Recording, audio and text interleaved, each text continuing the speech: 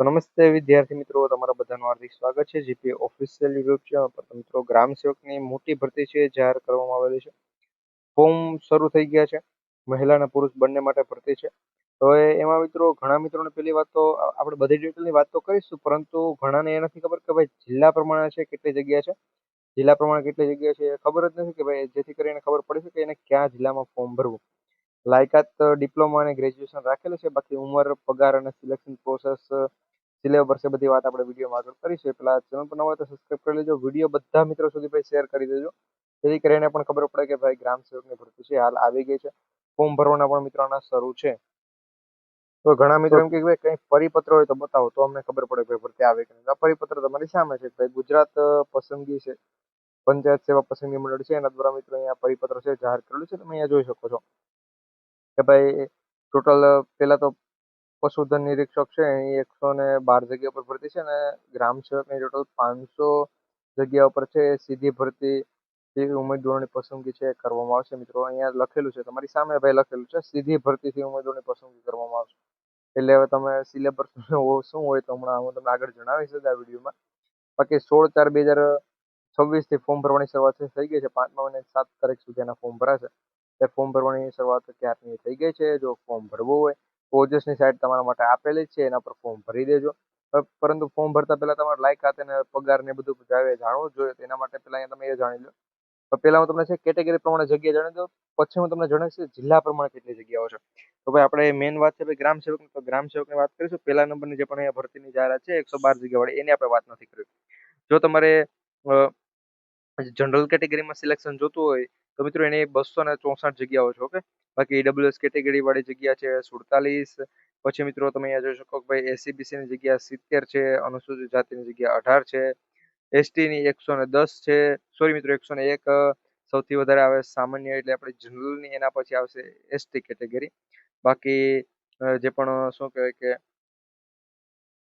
માજી સૈનિક છે તો એની 43 જગ્યાઓ. અને કેટેગરી પ્રમાણે મિત્રો અહીંયા તમે જોઈ શકો છો, એ કેટેગરી 9, બી કેટેગરીને 9, સી કેટેગરીની 4, ડી કેટેગરીની 5. આ પ્રમાણે નોંધ પણ અહીંયા નીચે લખેલી છે. ભાઈ ગમે એ ભરતી હોય નોંધ તો લખવી જ જોઈએ. એ નોંધ લખેલી છે કે ભાઈ ક્યાં સુધીનું તમારું શું ચાલશે. પરંતુ નોંધ કરતા હું તમને જે પણ ઓફિશિયલી નોટિફિકેશન છે, એ આ પણ મિત્રો ઓફિશિયલી નોટિફિકેશન છે, પરંતુ આનાથી પણ વધુ સારું ફૂલ નોટિફિકેશન સાથેની માહિતી છે આપી દો.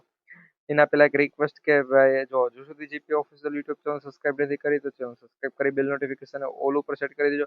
કારણ કે આ ભરતીની સૌથી 100% સાચી સચોટ માહિતી તમને આ ચેનલ પરથી જ મળતી રહેશે. તો ચેનલ સબસ્ક્રાઇબ કરવાનું ભૂલતા નહીં ભાઈ. 2026 ના રોજ આ પરિપત્ર પણ છે જાહેર કરવાનું. જ્યારથી ફોર્મ ભરવાની શરૂઆત થઈ ત્યારથી જ આ પરિપત્ર જાહેર કરવામાં આવશે. જો ભાઈ સવારે મિત્રો 10 વાગે આ પરિપત્ર આવેલો હોય તો મિત્રો આ પરિપત્ર બાદ ફોર્મ ભરવાની શરૂઆત 12 વાગે થઈ ગઈ. આ પ્રમાણે માહિતી છે. અને એટલું મોડું એના માટે કે ભાઈ અમારે છે એ ટોટલ હાલ ગુજરાતની અંદર 2 ભરતીઓ, ટોટલ તો મિત્રો આમ તો 3 ભરતીઓ શરૂ છે, કે જેની અંદર મિત્રો જીઓ જે પણ હોય છે મિત્રો, રિલાયન્સ, એની પણ સારી એવી જગ્યા પર ભરતી છે. એમાં તો મિત્રો તમને 75,000 સુધી પગાર છે મળવાપાત્ર થાય છે. કેટલા? 75,000 સુધી. એનો પણ વિડીયો આપણે મૂકી દીધેલ છે. તો એ વિડીયો પણ જો આમાં મિત્રો તમારું સિલેક્શન ન થાય તો જીઓમાં તો ભાઈ તમારા માટે જ બેઠા છે. તમારું સિલેક્શન એની અંદર 100% થઈ જાય. 10 પાસ હોય, 12 પાસ હોય, ગ્રેજ્યુએશન હોય કે ગમે તે કરેલું હોય, 8 પાસ હોય તો પણ તમારા માટે એની અંદર ભરતી છે. તો એ વિડીયો નથી જોયો તો ખાસ કરી એ વિડીયો જોઈ લેજો. તારું નામ છે ભાઈ, એ તમે જોઈ શકો છો. પોસ્ટ છે ગ્રામ સેવક, જગ્યા 518 થી 35 વર્ષના ઉમેદવારો ફોર્મ ભરી શકે. ઓનલાઈન છે, તમારે ફોર્મ ભરવાનું છે, એપ્લાય મોડ. બાકી અરજી કરવાની છેલ્લી તારીખ 7/5/26 છે, અને ઓજસની સાઇટ પરથી તમારે અપ્લાય કરવાનું છે. તો આગળ મેં વાત કરીએ પ્રમાણે મિત્રો આપણો મેન હેતુ પહેલો તો એ જ છે કે ભાઈ કેટેગરી પ્રમાણે મેં તમને જગ્યા બતાવી. બાકી મેન થંબનેલમાં પણ બતાવેલું છે કે ભાઈ જિલ્લા પ્રમાણે કેટલી જગ્યા છે હું તમને જણાવીશ. અમદાવાદની અંદર 15 જગ્યા છે, અમરેલીમાં 24 જગ્યા છે, આણંદમાં 41 જગ્યા છે, અરવલ્લીમાં 21 જગ્યા છે, બનાસકાંઠાની અંદર 6 જગ્યા છે. હવે ઘણા કે ભાઈ આટલી જગ્યા છે તો અમને પણ ખબર છે, તમે કેટેગરી પ્રમાણે કેટલી જગ્યા છે એ પણ જણાવ્યું. પરંતુ હવે તમે એમ કહો કે ભાઈ અમદાવાદની અંદર 15 જગ્યા છે, હવે હું એસટી કેટેગરીમાં આવું છું ને અમદાવાદમાં જો ભાઈ 0 જગ્યા હોય, મેં અમદાવાદમાં ફોર્મ ભરી દીધું, તો પછી મારું તો ત્યાં સિલેક્શન જ નથી. કારણ કે જગ્યા 0 છે તો પછી ત્યાં બાર જ નથી આવવાનો, તો એ ફોર્મ તો મારું આખું ફેલ ગણાય ને.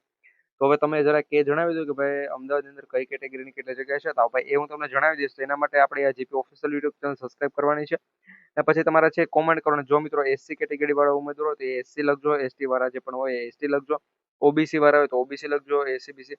તમે મિત્રો ઈડબ્લ્યુએસ કોઈ પણ કેટેગરીમાં છો, જો તમે એસસી માંથી છો, એસટી માંથી છો, અને તમારે જનરલ ની અંદર મિત્રો જો સિલેક્શન લેવું હોય તો તમે એ પણ મિત્રો જણાવજો કે ભાઈ તમે કઈ કેટેગરીની અંદરથી આવો છો. બાકી બનાસકાંઠાની અંદર ટોટલ 6 જગ્યાઓ છે, ભરૂચમાં 30, ભાવનગરમાં બોટાદમાં તો 0 જગ્યા છે, એટલે ખાસ કરી ધ્યાન રાખજો. પછી એમ હોય કે ભાઈ હું બોટાદનો છું, હું ભાવનગરનો છું ને મારા જિલ્લામાં ફોર્મ ભરું તો નહીં ભરતા ભાઈ, તમારા જિલ્લામાં ફોર્મ ભરશો પરંતુ ત્યાં જગ્યા 0 છે તો તમારું સિલેક્શન જ નથી થવાનું. એનાથી બધું છોટાઉદેપુરમાં 42 જગ્યાઓ, દાહોદની અંદર 50, દેવભૂમિ દ્વારકાની અંદર 2 જગ્યાઓ જ છે મિત્રો, એ વાતનું પણ ધ્યાન રાખજો. પછી ગાંધીનગરમાં 0, ગીર સોમનાથમાં પણ 0 જગ્યા છે, જામનગરમાં ફક્ત 1, ડાંગની અંદર 4, જુનાગઢની અંદર 0 મિત્રો. આમાં 5 જિલ્લા તો એવા આવી ગયા કે જેની અંદર 0 જગ્યા છે. એક તો ગીર સોમનાથ છે, ગાંધીનગર છે, જુનાગઢ છે. ગાંધીનગરમાં પણ મિત્રો 0 જગ્યાઓ છે, તમે જોઈ શકો છો. બોટાદમાં પણ 0 જગ્યાઓ છે. એના પછી કચ્છની અંદર ટોટલ 28 જગ્યા મિત્રો. 7 જિલ્લાની અંદર જે ટોટલ 7 ની અંદર અત્યારે 0 જગ્યાઓ તમને જોવા મળે છે. કચ્છની અંદર 28, ખેડામાં 24, મહીસાગરમાં 33, મહેસાણા અને મોરબીની અંદર 0, નર્મદાની અંદર 36 જગ્યાઓ તમને જોવા મળે છે. મેં કીધું એ પ્રમાણે તમારે કોમેન્ટ કરવાની છે ભાઈ, તમે કઈ કેટેગરીમાંથી છો, એસટી માંથી છો, એસસી માંથી છો, એસસી બીસી માંથી, ઈડબ્લ્યુએસ માંથી કઈ કેટેગરીમાં છે, કોમેન્ટ કરજો તો એ પ્રમાણે તમને જણાવી આપીશ કે ભાઈ એની પીડીએફ ની લિંક આપી દઈશ.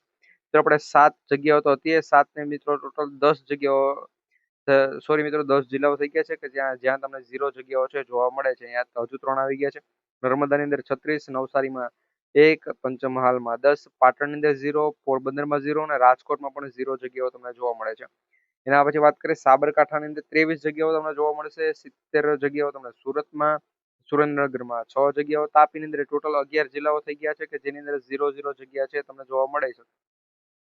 બાકી વડોદરાની અને વલસાડની અંદર બંનેમાં 16 જગ્યાઓ છે. અને જે એક બાકી રહી જતો તો જિલ્લો કે વાવ થરાદ, એની અંદર એટલે ટોટલ 12 જિલ્લાઓની અંદર 0 જગ્યા છે. હવે તમારે નક્કી કરવાનું છે કે ભાઈ તમારે ક્યાં ફોર્મ ભરવું, તમારી કેટેગરી જ્યાં બધું. હું તો ભાઈ તમને એક મારી પોતાની સલાહ આપું તો તમને એ ખબર હોવી જોઈએ કે ભાઈ તમે જે પણ કેટેગરીમાં થાવો છો એમાં ક્યાં સૌથી વધુ છે તમને જગ્યા જોવા મળશે તો મિત્રો ત્યાં ફોર્મ ભરજો, કારણ કે ત્યાં તમારી કેટેગરીની જગ્યા વધુ હોય તો તમારો ચાન્સ વધુ હોઈ શકે. અને મિત્રો બધા છે તમારી કેટેગરીમાં ત્યાં જ ભરવાના છે ફોર્મ, એ પ્રમાણે એ માહિતી જાણી લેજો. તેના માટે તમારે કોમેન્ટ કરવાની છે તમારી જે પણ કેટેગરી હોય છે. બાકી અહીંયા હું તમને શૈક્ષણિક લાયકાતની જો વાત કરીએ તો મિત્રો અહીંયા શૈક્ષણિક લાયકાત છે શું રાખવામાં આવેલી છે. પેલા તો મિત્રો ઉમેદવારોને હિન્દી, ગુજરાતી 2 ભાષા આવડવી જોઈએ. અંગ્રેજીનો તો મિત્રો આવડતી હોય બધાને, તે તો તમને ખબર જ હશે. બાકી ઉમેદવારોને કમ્પ્યુટર નો જો મિત્રો કોમ્પ્યુટર નું કઈ રીતનું છે તો 10માં અને 12માં તમે કોમ્પ્યુટર વિશે રાખેલો છો તો તમારા પાસે કોઈ પણ બીજું માંગતા નથી. બાકી જો મિત્રો તમે 10-12માં કોમ્પ્યુટર નથી રાખેલો, બીજો વિષય રાખેલો છે તો તમારા પાસે CCC નું સર્ટિફિકેટ હોવું જોઈએ, આ પ્રમાણે કહેવામાં આવે છે. બાકી મિત્રો આ જો લાગતો છે. બાકી મિત્રો જો બીએસસી કરેલો કૃષિની અંદર, બી કરેલો કૃષિની અંદર, આ પ્રમાણે મિત્રો તમે ડિગ્રી કરેલી હોય તો એ પ્રમાણે અહીંયા તમારું છે સિલેક્શન થઈ જશે. ડિપ્લોમા કરેલું હોય મિત્રો સમાન ક્ષેત્રની અંદર, આજે પણ એ તમે જોયું છે કે બાગાયત અને એની અંદર, તો મિત્રો એના પછી ડિપ્લોમા તમારે કરેલું હોવું જોઈએ અથવા તો ડિગ્રી કરેલી હોવી જોઈએ. શૈક્ષણિક લાયકાત વિશે મિત્રો અહીંયા એક ઓફિશિયલી નોટિફિકેશન છે જેની અંદર તમને માહિતી મળી જશે. બાકી વધુ માહિતી જો મિત્રો 18 વર્ષથી લઈને 35 વર્ષના ઉમેદવારો ફોર્મ ભરી શકે છે. વય મર્યાદાની છૂટછાટ મળે છે તો મિત્રો એને 100% છૂટછાટ તો મળવા પાત્ર થાય જ છે. પગાર ધોરણની મિત્રો આપણે વાત કરી લઈએ તો મિત્રો પગાર ધોરણ પણ તમે જોઈ શકો 26,000 રૂપિયા પહેલા 5 વર્ષ માટે મિત્રો છે એ તમને પગાર મળવા પાત્ર થાય છે. તો તમને ખબર છે ફિક્સ પગાર હોય છે પ્રથમ 5 વર્ષમાં. નોટિફિકેશન મિત્રો તમને મળી ગયું છે. મિત્રો તમારે કઈ એવી રીતે કરવાની છે તો મિત્રો અરજી છે તમારે ઓજસ સાઇટ પર જવાનું છે મિત્રો. ફોર્મ હાલ અત્યારે ભરાય છે, મહિલા અને પુરુષ બંને છે ફોર્મ ભરી શકે છે. તો ભાઈ અત્યારે હાલ ખાસ કરી ફોર્મ ભરી દેજો. ફોર્મ ભરતા પહેલા છે ભાઈ, હમણાં ફોર્મ નહીં ભરી દેતા પહેલા છે GP official YouTube channel subscribe કરી લેજો અને કોમેન્ટની અંદર તમારી કઈ કેટેગરી છે ને જણાવી દો મિત્રો, તો પછી અમે તમને પીડીએફ આપી દઈશું. એ પીડીએફ આપ્યા બાદ મિત્રો છે તમે ખાસ કરી જોઈ લેજો તમારી કઈ કેટેગરીની ક્યાં કેટલી જગ્યાઓ છે, એના પછી ફોર્મ ભરજો તો તમને ખબર પડે. બાકી જેને ફોર્મ એમણે ભરવું હોય એમણે પણ ભરી શકે છે. તો આ પ્રમાણે માહિતી છે. તો વિડીયોને એક લાઈક કરી દીજો, બધા મિત્રો સુધી છે શેર કરજો જેથી કરી જે પણ મિત્રોને ફોર્મ ભરવું હોય ભરી શકે. ચેનલ પર ન હોય તો સબસ્ક્રાઇબ કરવાનું ભૂલતા નહીં. મળીશું એક નવા વિડીયો